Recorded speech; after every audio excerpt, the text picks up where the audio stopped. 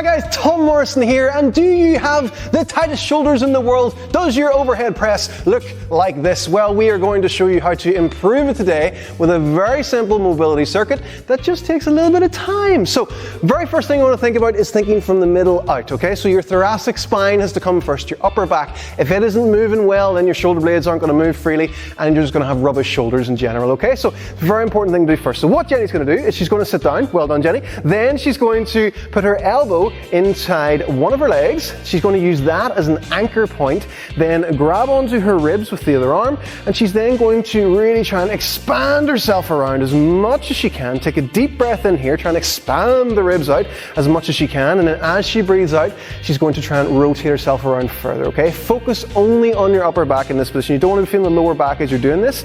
Take 3 deep breaths in that position, and each time you breathe out, try and expand yourself around a little bit further. Then, opposite side, you're going to put the arm down. Remember, anchor in. Use your own leg to stop you from actually being able to compensate here, and then you're going to try and rotate yourself around, okay? So breathe out and try and expand yourself around that a little bit more. It may feel crampy, you may even get a couple of pops or clicks, but that will reduce over time the more you do this, and it just means that you really need it, especially if you're experiencing those things. So if your back sounds like bubble wrap, you gotta work on this more often, okay? So you don't wanna be just walking around like this all of the time. So it's a really good thing to open up the shoulders.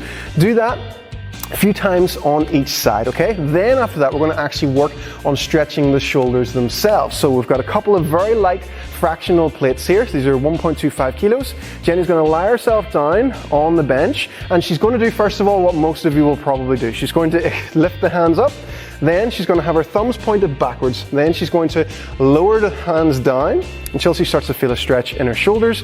When she gets that bottom position, she's then going to turn the hands and start to feel a stretch. Now, if I go down here and inspect, I can actually get my hand underneath here, no problem. I don't want to be able to get a sheet of paper underneath there, so bring the hands back up again.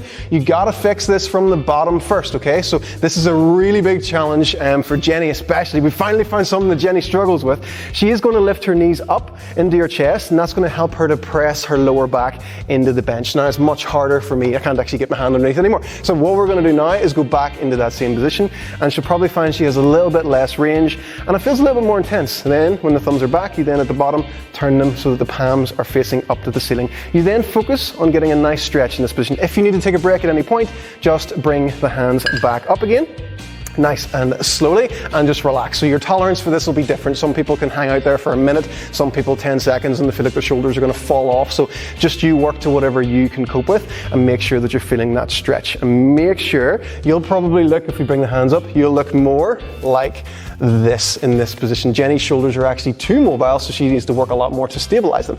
From here, big things you want to look out for would be one shoulder to be a lot looser than the other one, and that's why it's great to use plates for this. You'll see people use sticks for this sometimes, and it doesn't, you can accidentally cheat downstream. So if one shoulder's a lot tighter than the other one, you can start to work on bringing them together. So you can just tap the plates together to make sure your arms are beside each other, and then bring them back down, and then when you're at the bottom, you can start to expand out, okay? So don't overthink this bit too much. Just, are you getting a stretch in your lats, and do you feel like things are starting to open up a little bit more as you're doing this? Now, after you have done the stretch position and you've made sure you've kept that lower back cemented nice and flat, you're then going to implement it into an actual exercise, so an overhead press.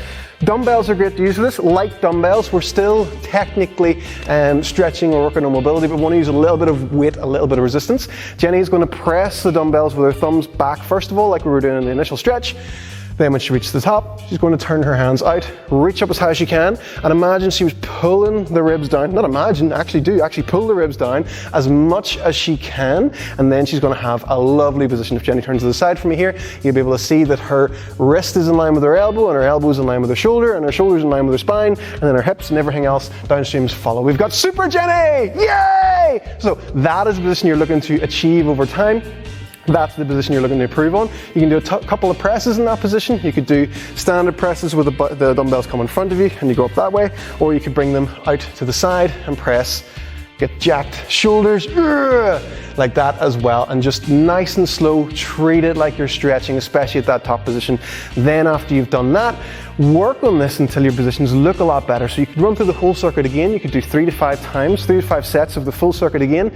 Do it until you notice an actual improvement, until you've made a change to the world. and your shoulders.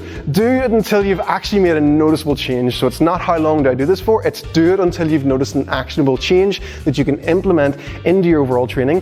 When you've completed that, when you have completed stretching, you don't need to really do this anymore. You've acquired the ranges you need. Keep up with the thoracic rotations just because in general they're good to do, but you won't really feel the need for that stretch anymore. I haven't used it for a long time anymore. Jenny doesn't need it. She uses handstands to keep her shoulder flexibility, so you can actually start to use movements to keep your mobility, fun things to keep your mobility rather than having to go through the stretchy stuff. So if you're limited, this is for you. Once you have done it and you've made that change, then you can just train and you can have all kinds of fun. Isn't that right, Jenny?